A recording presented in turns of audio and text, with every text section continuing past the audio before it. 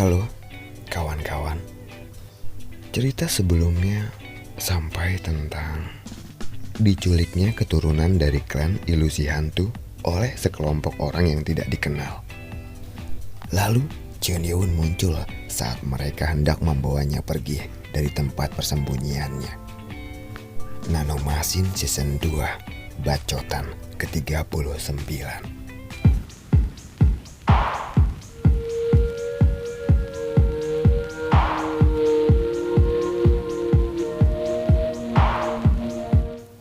Cheon Yeon muncul secara tiba-tiba. Dia berjalan dengan mantel hitamnya yang berkibar. Sambil berjalan mendekati mereka, dia bergumam pelan. Tampaknya secara tidak sengaja aku menemukan tikus-tikus di sini. Siapa dia? Dia pasti seorang ahli bela diri. Aura yang dia pancarkan begitu besar. Pemimpin dari kelompok orang bertopeng mengerutkan kening. Dia sangat memahami bahwa orang yang muncul ini bukanlah orang yang biasa. Dia menilai bahwa situasinya akan menjadi tidak terkendali. Dia lalu mengangguk ke arah lubang got dan memberitahu anggotanya yang lain yang sedang mengikat wanita itu. Kalian pergi duluan, biar aku yang akan menahannya di sini.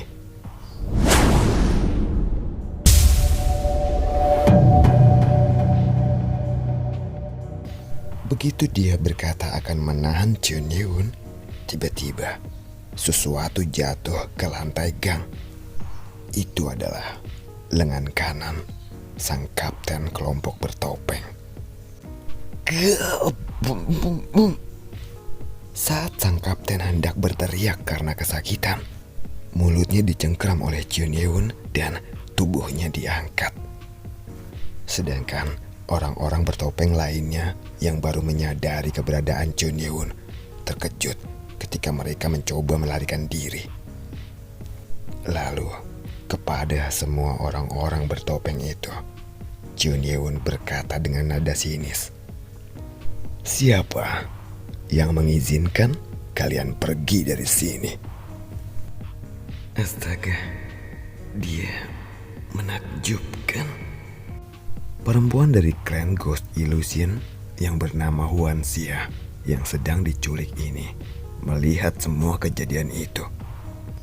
Dia benar-benar terkejut. Dia sangat tahu bahwa orang-orang bertopeng ini kuat karena dia baru saja bertarung dengan mereka. Dan orang terkuat di antara mereka adalah sang kapten. Tapi kapten mereka sendiri baru saja kehilangan lengan. Apakah dia adalah seseorang yang dikirim oleh ayah? Ini pertama kalinya dia melihat wajah Cheon Yeon. Dia dapat merasakan kekuatan Cheon Yeon yang sangat besar. Tetapi tampaknya usianya baru berusia sekitar 20 tahunan. Jika dia adalah orang kiriman ayahnya, kemungkinan besar bahwa saat ini dia mengenakan topeng. Topeng kulit untuk membuatnya tampak lebih muda. Aku tidak tahu siapa Anda, tapi tolong selamatkan aku. Dia hanya mampu mengatakan itu dalam hati. Titik darahnya telah disegel. Dia tak dapat bicara. Tapi dia sangat ingin diselamatkan saat ini. Saat ini, mulut kapten kelompok bertopeng sedang dibekap oleh Cheon Yeon. Dia tak berdaya, tak dapat berbuat apa-apa. Karena energi lawan yang dihadapinya berada di luar imajinasinya. Siapa sebenarnya monster ini? Kapten bertopeng itu hanya mampu mengerang. Lalu, Cheon Yeon memperingatkan orang-orang bertopeng lainnya yang sedang memegang wanita itu. Lepaskan gadis itu, dan aku hanya akan memotong lenganmu, tidak akan mengambil nyawamu. Tapi tiba-tiba salah satu orang bertopeng mengarahkan senjatanya yang dilengkapi dengan peredam. Dia langsung menembak, tapi dia tidak menembak Jun Yeon. Yang dia tuju adalah sang kapten. Tapi untungnya dengan gesit Jun Yeon memindahkan tubuh sang kapten. Jika dia sedikit saja terlambat, dahi kapten akan terkena peluru. Mengapa dia ingin menembak orang ini? Bukankah mereka ini rekan? Jun Yeon mengerutkan kening, heran dengan aksinya itu. Meskipun Jun Yeon adalah orang yang tanpa ampun kepada musuh-musuhnya, dia tidak akan pernah mencoba untuk menyakiti anak buahnya atau rekannya sendiri. Sepertinya tidak ada gunanya aku menahan dia sebagai sandera. Sepertinya mereka ini adalah orang-orang yang terlatih. Jika terjadi krisis atau situasi yang tidak terduga, rekan kerja dapat meninggalkan satu sama lain dan bahkan membunuh tanpa menunjukkan belas kasihan. Jika sudah seperti ini, tidak ada cara lain lagi selain membantai mereka semua. Lalu tiba-tiba orang bertopeng yang sedang memegang Hwanxia berteriak, "Jika kau tidak ingin gadis ini mati, maka jangan ganggu kami." Pria bertopeng itu berteriak dan mengeluarkan pisau, lalu diletakkan di leher wanita yang sedang digenggamnya. Dia mengancam akan membunuhnya. Tidak, aku belum ingin mati. Aku belum menikah. Aku tidak ingin mati dalam keperawananku. Hwanxia tampaknya adalah seorang wanita yang banyak penyesalan dalam hidupnya. Dia ingin berteriak, tapi tidak bisa karena titik darahnya disegel. Jadi dia hanya mengguncang tubuhnya. "Jika kau tak mendengarkan kata-kataku, maka aku akan benar-benar membunuh wanita jalang ini." Pria bertopeng itu mengancam lagi. Bahkan dia mengeluarkan sword ki dan mengarahkannya ke Jun Yeon. Dia juga menekan pisau lebih dalam ke leher Hwanxia, mencoba menunjukkan bahwa dia tidak sedang menggertak. Sementara itu, seorang pria bertopeng yang lainnya mencoba mempersempit jarak menjadi 2 langkah di depan Jun Yeon. "Matilah kau!" Dia melepaskan sword ki yang mengarah ke leher Jun Yeon. Tapi orang-orang bertopeng itu bingung dengan apa yang mereka saksikan. Bagaimana mungkin dia mampu memegang sword ki dengan tangan kosong? Mereka tidak percaya apa yang mereka lihat. Tangan Jun Yeon tidak terluka, bahkan tidak ada darah sedikit pun. Lalu dengan panik, orang bertopeng itu menekankan pisaunya lagi lebih dalam ke leher Hwanxia dan berteriak, "Kau menahan seranganku. Jadi maksudmu tidak masalah jika wanita jalang ini mati, hah?" Jun Yeon hanya mendengus mendengar teriakannya itu. "Jika kau memang berencana untuk membunuhnya, maka kau tidak akan mencoba untuk menculiknya sejak awal. Di samping itu,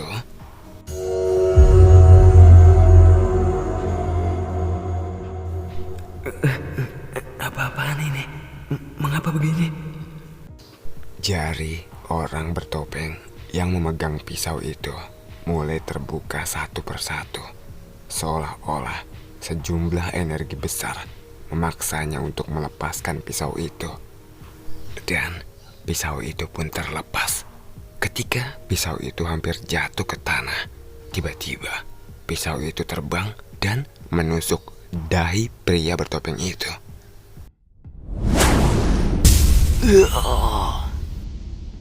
Pisau itu melesat begitu kuat sehingga bahkan menembus kepala dan menancap di dinding belakangnya. Dalam sekejap, suasana menjadi hening. 4 orang yang tersisa terkejut. Mereka menyadari sesuatu. Itu adalah teknik pedang udara.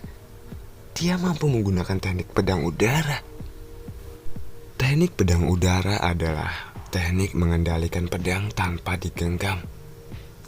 Pedang dikendalikan menggunakan tenaga dalam yang sangat besar. Hanya mereka yang telah berada di ranah Supreme Master yang mampu melakukannya. Dia seorang Supreme Master. Sebenarnya, Chunyewon berada di level yang jauh lebih tinggi daripada itu. Orang-orang bertopeng ini hanya menyadari bahwa lawan mereka memiliki kemampuan luar biasa, tidak punya pilihan selain melarikan diri. Ya, hanya itu cara yang harus mereka lakukan, karena tidak ada cara untuk menaklukkan lawan. Semuanya berpencar. Tapi Chunyewon dengan cepat memukul leher orang yang berteriak itu. Dia langsung jatuh tak berdaya. 3 orang lainnya yang melihat rekannya jatuh tak berdaya memutuskan untuk melarikan diri dengan menggunakan teknik ringan tubuh mereka. Tapi Chunyewon hanya menurunkan telapak tangannya. "Oh, kalian mau melarikan diri? Sudah kubilang, aku tidak akan membiarkanmu pergi."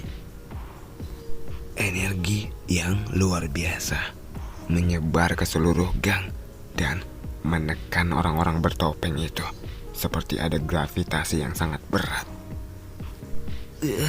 Energi macam apa ini?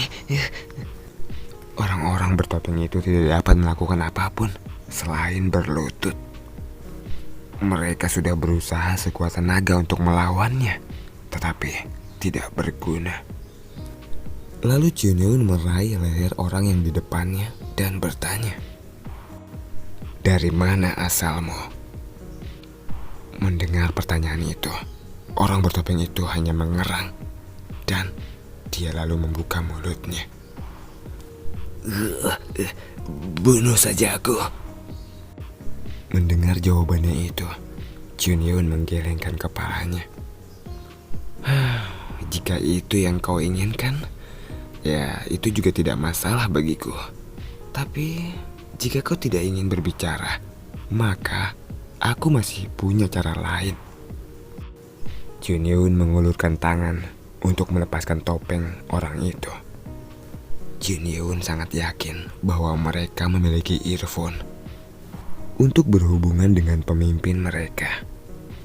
Tapi saat Chunyewon meraih topengnya, cahaya merah muncul dari seluruh tubuh dan panas yang menyengat mulai menyebar di sekujur tubuhnya.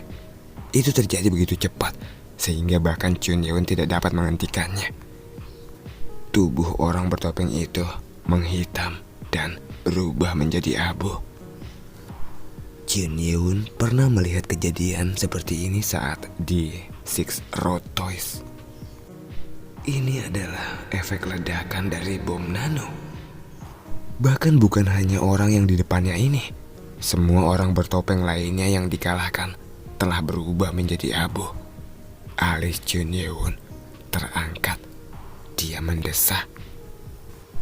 Dia tidak tahu siapa yang menyuruh mereka, tetapi orang-orang ini mati dengan meledakkan bom nano di dalam tubuh mereka untuk menyembunyikan identitas mereka.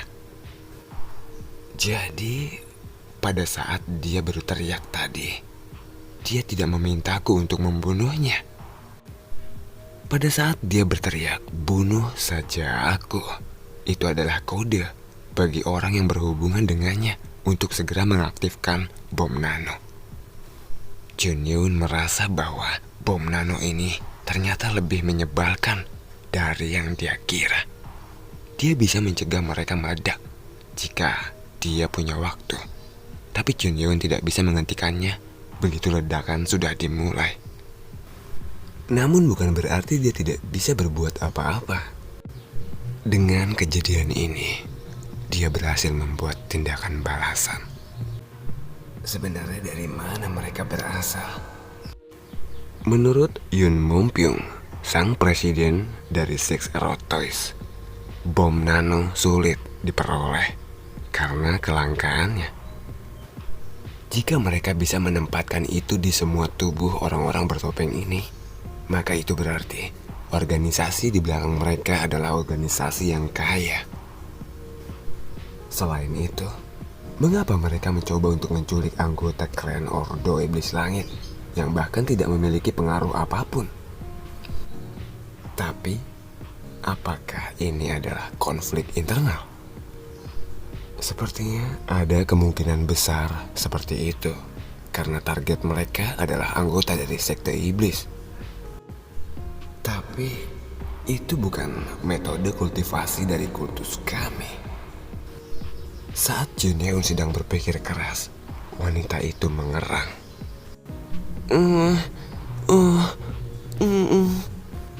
Matanya berbinar sambil menatap Jun Yeon, berharap untuk dilepaskan. Jun Yeon mendekatinya dengan ekspresi kesal dan melepaskan titik darahnya. Setelah titik darahnya dibebaskan, Hwan Xia mencoba memeluk Jun Yeon.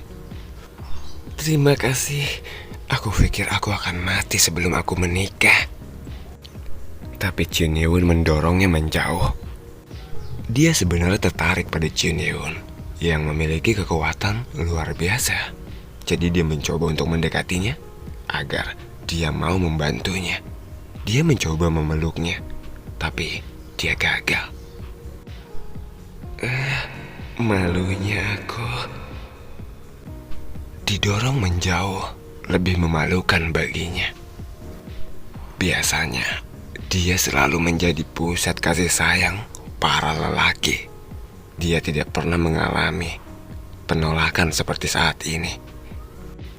Setelah beberapa saat, dia mendapatkan kembali ketenangannya. Terima kasih untuk menyelamatkan hidupku. Mungkin ayahku yang mengirimmu, benarkah? Jun Yeon muncul di waktu yang sangat tepat. Jadi dia berasumsi bahwa ayahnya yang tahu tentang krisis yang dialaminya telah mengirim Jun Yeon. Tapi jawaban yang keluar dari mulut Jun Yeon benar-benar tidak terduga. Apakah ayahmu adalah kepala klan Ghost Illusion? Hah? Apakah kamu baru saja memanggil ayahku kepala? Dia berteriak pada Jun Yeon yang memperlakukan ayahnya seperti anak kecil. Tidak lama kemudian, dia mendengar suara mobil berhenti di luar gang. Takut ada musuh lain yang muncul, dia berkata, "Ayo, kita keluar dari tempat ini dulu." Mau pergi kemana? Entahlah. Yang penting kita harus pergi dari sini dulu. Apakah kau ingin menghadapi mereka satu persatu?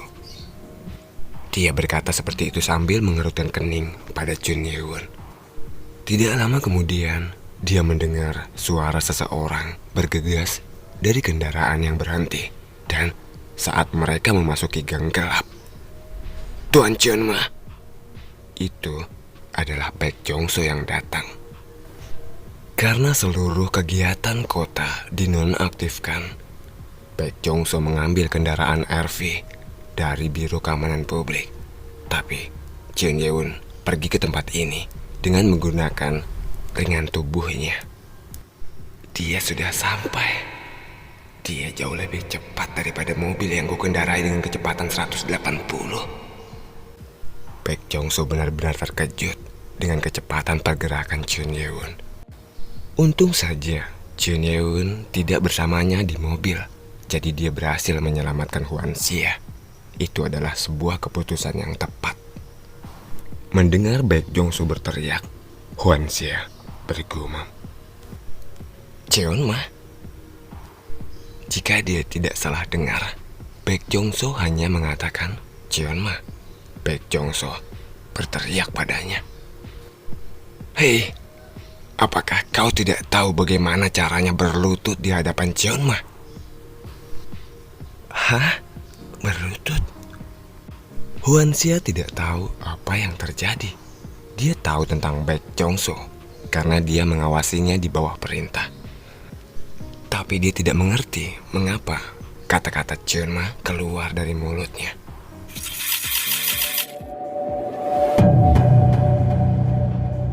Tiba-tiba, armor di pergelangan tangan Chun Ye-won berubah menjadi pedang.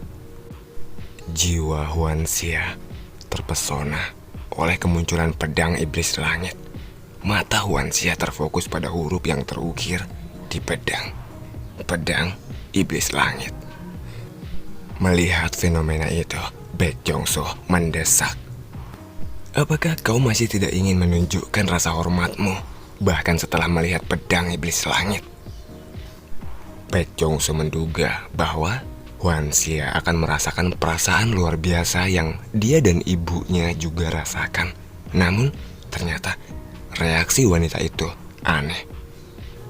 Dia tiba-tiba memperlebar jarak antara dia dan Chun Ye-won dan kemudian menunjuk ke arah Chun Ye-won.